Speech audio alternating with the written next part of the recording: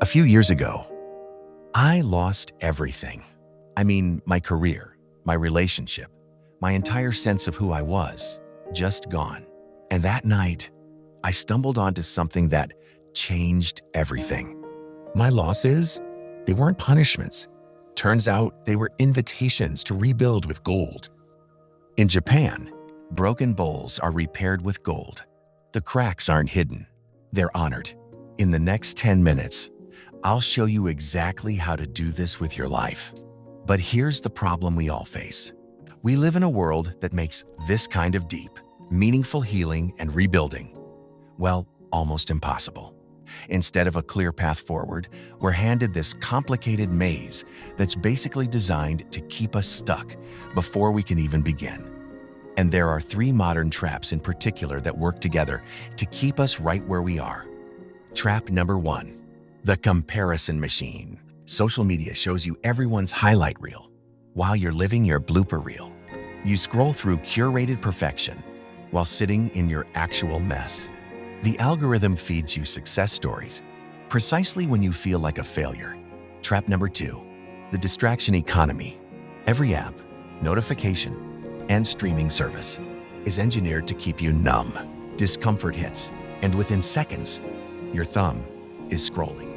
We've outsourced our ability to sit with pain to corporations that profit from our avoidance. Trap number 3, toxic productivity. The world screams at you to bounce back, immediately to get right back to the grind. But healing isn't some productivity hack. It's a process that absolutely refuses to be rushed. Just think about it for a second. Have you felt this? That almost unconscious automatic reach for your phone. The second you feel lonely or anxious or sad, that little impulse, it's really a modern cry for connection. And acknowledging it, that's where the real healing has to start. Let go plus rest. For me, this was, without a doubt, the hardest part. When the company I worked for decided to eliminate the division I was leading, my entire identity just vanished overnight. One day I was closing deals. The next I was staring at a totally empty inbox. On top of that, I was buying a house with my fiancé of 8 years. And when the job fell through, so did the relationship. Letting go meant sitting in the silence of an empty apartment, staring at the blue door she'd chosen, instead of just immediately filling that void with dating apps. It meant boxing up photos, deleting her number, and just letting myself grieve. And here's what nobody tells you. Healing is exhausting work. Seriously, rest isn't weakness. It's what allows your soul to finally catch up with your body. For me, it looked like silent walks at dawn with no phone. Just breathing, just letting the grief move through me. It's about giving yourself permission to stop performing strength for everyone else, so you can actually start rebuilding it for yourself. Okay, so once you've made a little space, by letting go and resting, the real transformation can begin.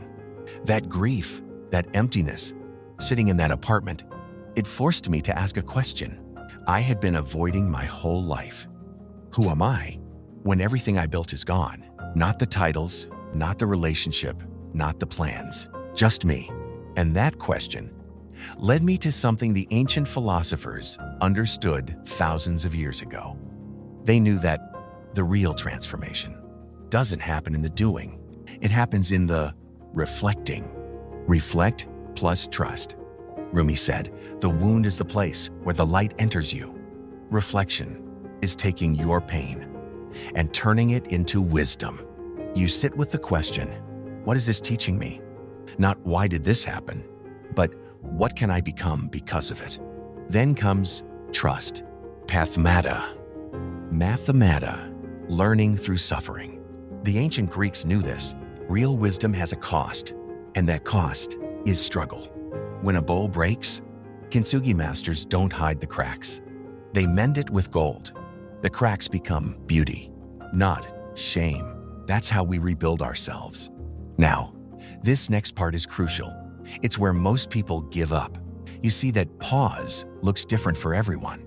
For me, it was 10 minutes each morning, with a journal, asking one question. What is this loss trying to teach me? Not why did this happen to me? Because that question keeps you stuck in victim mode.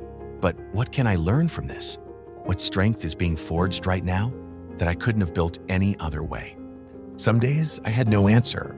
Some days I wrote the same angry sentence 20 times. But I kept showing up to that pause, because this is where your power lives. The poet Rumi understood this perfectly. The pause is what allows you to look at your wounds, not as flaws, but as openings. It's the practice of looking at what shattered you and seeing it as sacred, as the very place where the light of wisdom can finally get in. Sacred pause plus alchemy. Here's the thing, I kept showing up to that pause, and slowly, the answers started coming. The medieval alchemists had their own term for this whole process, solve ac coagula. It means to dissolve and reform. Think about it. Loss dissolves what no longer serves you, your old identity, your false beliefs, your fragile plans. In this clearing, it's absolutely essential because it's the only way to make space for your own rebirth. And here's what they also knew. You have to take what I call a sacred pause. Stop running from reality and ask, what is this here to teach me? That pause is where your power lives. But here's what nobody tells you about hitting rock bottom. And this is the part that changed everything for me. Remember that hidden gift I mentioned? The hidden gift. The gift is clarity, pure, unfiltered, absolutely undeniable clarity. When you're at your lowest, all the masks just fall off, yours and everyone else's. Adversity strips away every single illusion and leaves behind only the pure gold of what's real.